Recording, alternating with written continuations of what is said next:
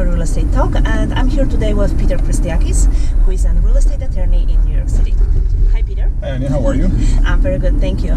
I was thinking that because we are on our way to closing, we will talk about something that usually happens right before. I mean, a final walkthrough. Final walkthrough. Okay. What is it, the final walkthrough? The final walkthrough is when the person purchasing either the whatever piece of real estate it may be it a house, condo, or co-op, where they go with their broker and they do a final visual inspection of either the apartment or the house to make sure that everything, that all the appliances are in working order per their So their original you said walkthrough. Brokers are going there, or the attorneys are going there sometimes as well? In my experience, I've not seen attorneys there. It's typically the brokers and the people purchasing the property. Okay, so obviously the buyer is going there. What about the seller? I've seen sellers at the.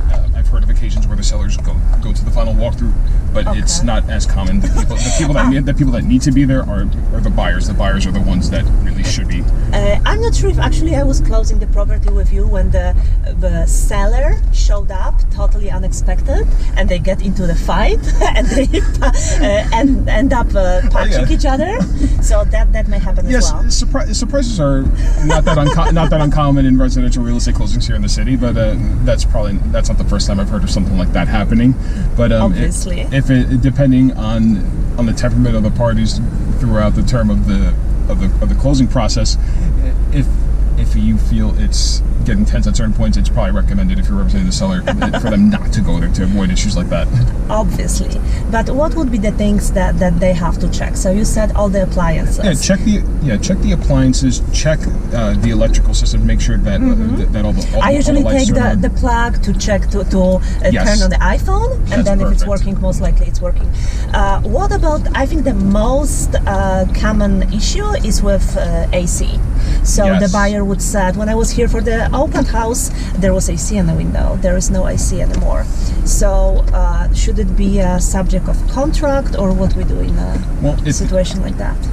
In the situation where you said that there's an AC it was a window unit AC that was there during the initial walkthrough, like when they were looking at the apartment, and then it's not there at the walk. Okay.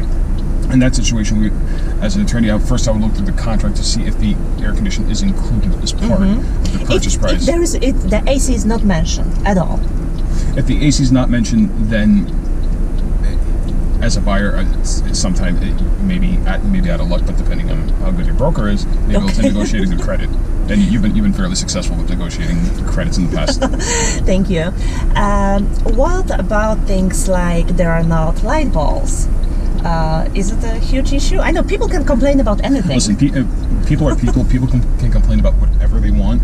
Light bulbs typically are not deal breakers, especially since you can, depending on the light bulb, you can get one for unless it's one of the super expensive LED ones that maybe cost $20, but it's still $20. It's not worth breaking a deal over a mid six-figure purchase.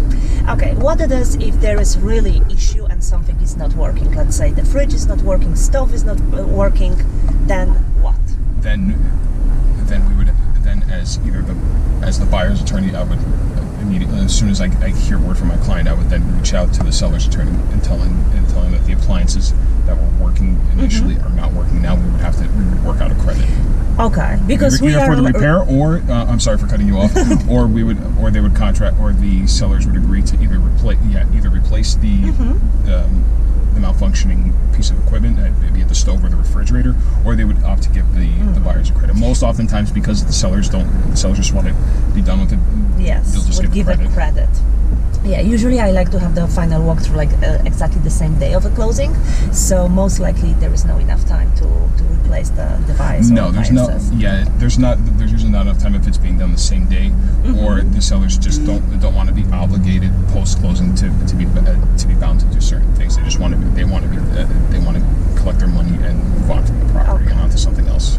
What was the most crazy thing that you ever heard, you experienced that happened during a final walkthrough? The craziest, probably not. In my experience, oh my God, the crazy thing! Have you seen that? I just saw that. That was crazier than anything I've seen I've heard about in a walkthrough. It was actually not a crazy thing, but what I did here was actually closing that for a co-op that I just closed last week, actually, where I represented the seller. The buyer did the final walkthrough, and just now there was, apparently, from what the buyer was saying, that there was a lot of issues with the bathroom. There was plumbing being held together by duct tape. Oh wow! And they haven't seen that before? Well, apparently, from my communication with the broker, the buyer conducted his own visual inspection of the co-op, but he was apparently may have been just really excited about it. It was a nice apartment. May happen, yes. But I don't think he had an inspection done of the apartment by an inspector, which is I'm happy you brought that up, because depending on how old the apartment, on how old the co-op or condo unit is, if it's in a newer building, you may not really need to hire an inspector, but if it's in an older building, you may just want to hire an inspector to come in and do an inspection, just to make sure that all the electrical, plumbing, and everything like that, and all of that works, just so you have You know what, honestly, I don't recommend inspections in an apartment, in co-ops, because in co-op you would think that there are minutes, that every major issues that they are in a building, they would be recorded in the minutes. You would think so. Most things in the apartment you would see. But you never know. But you never know. And I'm just going based on this past experience. I mean, it almost didn't blow up the deal, but it caused a little bit of tension between the buyer and the seller. Of course. And where something that probably should have been caught earlier on wasn't. So if you're not going to hire an inspector, I've seen inspectors going for condo and co-ops like $400 or $500, doing inspections for $400 or $500. I mean, depending on what your budget is, as far as your closing costs are concerned, if it's within your budget, and just to give you added level of security and more ammunition when you're negotiating with the seller of the unit, that may be helpful. But if it's but generally, like if you during doing a visual inspection, like when you're going to check out the apartment and everything looks good, you don't see any water stains in the ceiling, you don't see any cracks, you don't see anything leaking from the ceiling or any of the walls. The windows look fine. You don't see waterfalls coming from when they turn on the faucet upstairs. Then chances are you're okay. Okay, and then next thing, let's say that I go for a walkthrough and the seller never moved out. Like his things are still there, and he's like, "Listen, we go for a closing, then I will come back and I will take all my stuff." There's a thing like post-position? Yeah, there's a post-closing occupancy agreement that could be drawn up.